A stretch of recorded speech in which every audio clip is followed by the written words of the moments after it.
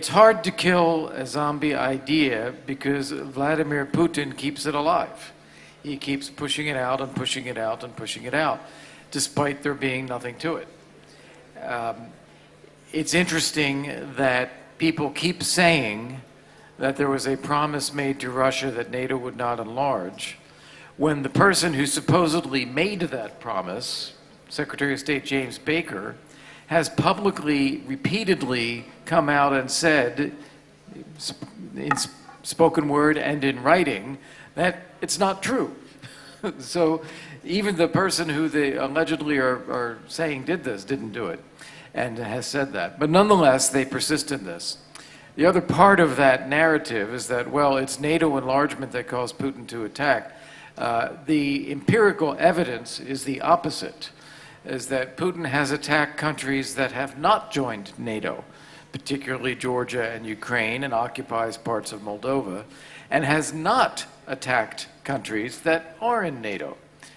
And the idea that this is somehow new and threatening to Russia to have borders with NATO countries is also empirically false, because they have had a border with NATO in Norway, including all of that maritime Arctic space, since NATO was founded. The same with the Black Sea and Turkey, the same with the Bering Sea in the United States and Canada. So this is just simply made up stuff that Putin has used to confuse Western publics and justify his attacks, which is what he does there. Now, you started the conversation by referencing the Bucharest summit and that perhaps being the original sin. I would say it this way instead. The sin perhaps was taking for granted that Putin would act like a normal European leader and not someone who's just hell-bent on restoring the Russian Empire and subjugating other people. We got that wrong. We should have realized sooner, as John McCain did, what Putin was all about.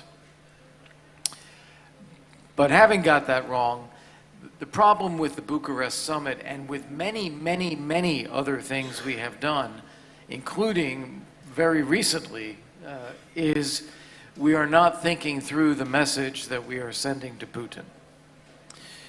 The message that the Bucharest summit sent to Putin was that the alliance is not united, that it lacks resolve in terms of support for Georgia and Ukraine, and therefore it's a green light for Putin to do what he wants.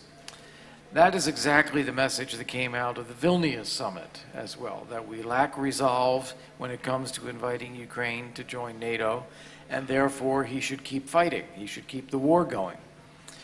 We're about to go into a Washington summit, and so far it looks like we're going to send him the same message again.